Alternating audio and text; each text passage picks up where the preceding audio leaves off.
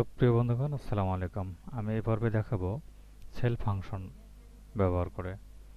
তো আমি এখানে বেশ কিছু নাম লিখে রেখেছি।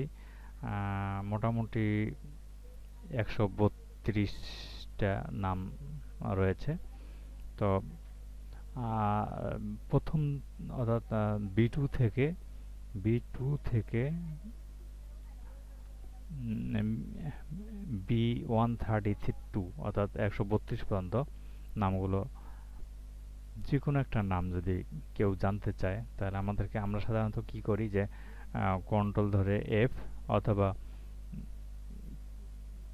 ফাইন্ড বক্স বা রিপ্লেস বক্স, ফাইন্ড বক্সে বিশেষ করে ক্লিক করার পর যে নামটা খুঁজতে চাই, যেমন এখানে একটা নাম দেওয়া আছে রাব্বিব, এই নামটা আমরা বের করব। ফাইন্ড নেক্সটে ক্লিক করব। ফাইন্ড নেক্সটে ক্লিক করার পর ক্লোজ করলে কিন্তু এই নামটা রয়েছে B16 রোতে, B60 রো। তো এভাবে নামগুলো বের করা খুব কষ্টসাধ্য ব্যাপার। এবং এখানে না হয় সামান্য কয়েকটা নাম আছে, কয়েক লক্ষ বা কয়েক কোটি নাম থাকলে তখন আপনারা কি করবেন? সেই ক্ষেত্রে আমরা অতি সহজে যেটি করতে পারি, তার জন্য আমরা সেটি কিভাবে করব এখন দেখাবো আমি সেটি। তো তার জন্য আমাদেরকে একটা কাজ করে রাখতে হবে, সেটা হলো ডাটা ভ্যালিডেশন। আমরা নামগুলোকে, যে নামটা আমরা খুঁজতে চাই সেই সবগুলো নামগুলোকে আমরা একটা ডাটা ভ্যালিডেশনের মধ্যে রেখে দেব। তো তার জন্য আমরা যেখানে করতে চাই সেখানে ক্লিক করার পর এই যে এখানে দেখতে পাচ্ছেন ডাটা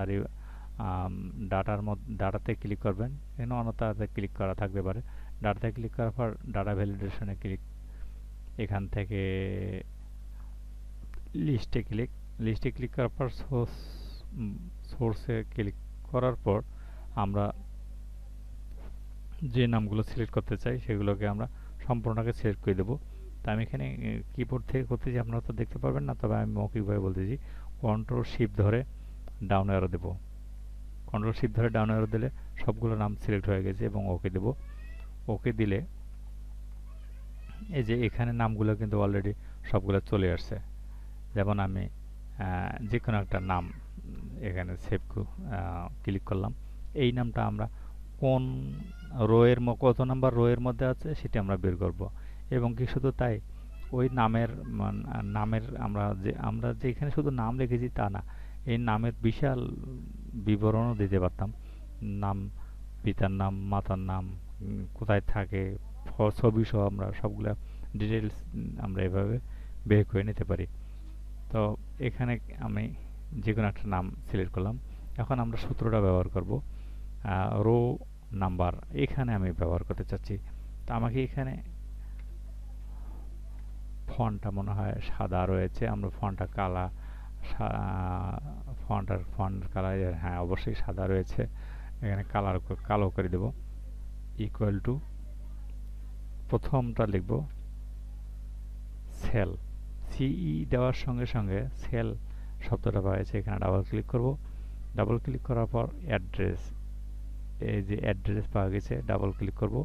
অ্যাড্রেস দেওয়ার সঙ্গে সঙ্গে দেখেন এটা কিন্তু কম্পিউটার অটোমেটিক ডাবল কোটেশনের মধ্যেই লেগেছে, তার কারণে এটা তো টেক্সট, এই জন্য।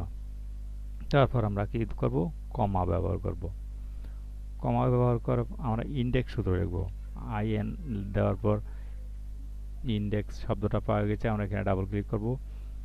ডাবল ক্লিক করার পর আমাদেরকে ইন্ডেক্স অর্থাৎ এখানে বলা আছে অ্যারে নাম্বার দিতে। আমরা কোন অ্যারেগুলো, যে অ্যারেগুলো দিতে চাই সেগুলোকে আমাকে দিতে হবে। তা B2-তে ক্লিক করলাম, কন্ট্রোল শিফট ধরে ডাউন অ্যারো দিলাম, সবগুলো সিলেক্ট হয়ে গেল এবং সবগুলোকে আমি লক করে দেব। কিবোর্ড থেকে F4 প্রেস করলে সবগুলো লক হয়ে যাবে। আমি এই লক সম্বন্ধে বিস্তারিত আলোচনা করেছি সেল রেফারেন্স নামক ভিডিওতে, আপনারা সেখান থেকে দেখে নেবেন। এবং তারপরে কমা ব্যবহার করব। কমা ব্যবহার করার পরে এখানে চাচ্ছে রো নাম্বার। তো রো তো এক একজনের রো নাম্বার এক এক রকম, এই জন্য আমরা রো এর জায়গায় আমরা করব কি, এটাকে ম্যাচ ফাংশন ব্যবহার করব। এম টাইপ করার সঙ্গে সঙ্গে ম্যাচ ফাংশনটা চলে আসছে। অর্থাৎ শব্দটা চলে আসছে, এখানে ডাবল ক্লিক করব। ডাবল ক্লিক করার পরে আমি কি খুঁজতে চাচ্ছি, অর্থাৎ এখানে বলা হচ্ছে যে look up value. Look up value আমি কি খুঁজতে চাচ্ছি, কোন শব্দটি বা কোনটি মূল্যায়ন করতে চাই, সেটিতে ক্লিক করব। তো আমি ক্লিক করতে যাচ্ছি বা খুঁজতে চাচ্ছি এই যে D2-তে যে নামটা আছে সেই নামটা তাহমিদ ডিএফ, এবং তারপর এখানে কমা ব্যবহার করব।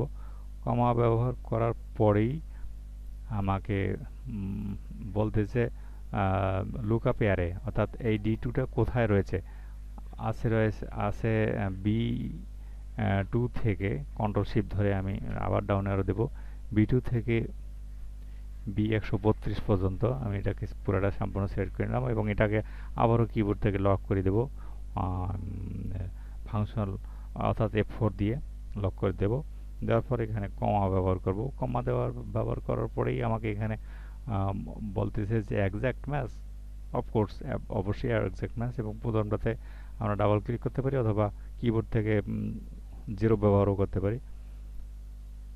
তো 0 দেওয়ার পরে আমার ব্র্যাকেট ব্যবহার করতে হবে, করার পর কমা ব্যবহার করব। কমা ব্যবহার করার পরে কিন্তু কলাম নাম্বার চাচ্ছে। তা আমাদের যে আমরা যেটার জন্য কাজ করতেছি সেটা কোথায়, কোন কলামে আছে, এটা কলাম নাম্বার 1। Column number 1। তো কলাম নাম্বার 1 প্রেস করব। প্রেস করার পরে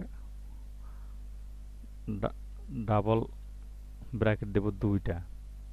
এখন এর আগে কিন্তু ম্যাথ এবং ইন্ডেক্সের জন্য একটা ব্যবহার করা হয়েছে, এই জন্য শেষে 2টা ডাবল ব্র্যাকেট দেব এবং এন্টার দেব। তো এন্টার দিলে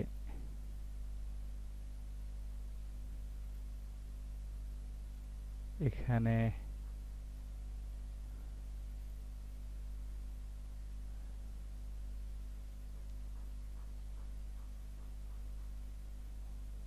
সাদা রয়ে গেছে।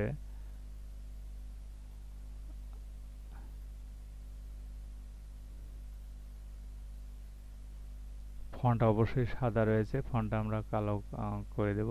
এই যে সাদা রয়ে গেছে, ফন্টটা আবারও কালো করে দেব। কালো করে দিলে এইখানে দেখা যাচ্ছে যে B11, অর্থাৎ তাহমিদ এফ, এটা B11-র মধ্যে রয়েছে। আমরা একটু কি মাউস পয়েন্টার দিয়ে দেখি, এই যে তাহমিদ B11, এই যে B এবং এই যে 11, তাহমিদ ডিএফ B11-তে রয়েছে। তো এই ছিল আমার আলোচ্য বিষয়টি। আপনাদের এটি অবশ্য অনেক কাজেই লাগবে। আপনারা যদি শিখতে পারেন বা শিখে ফেলছেন এরকম যদি হয়, তাহলে আমাকে মেসেজ দ্বারা জানাবেন। আপনাদেরকে আরও ভিডিও দিতে আমি উৎসাহিত হব। পরিশেষে আপনাদের জানা সফল এবং সার্থক হোক এই কামনা করে বিদায় নিচ্ছি। আল্লাহ হাফেজ।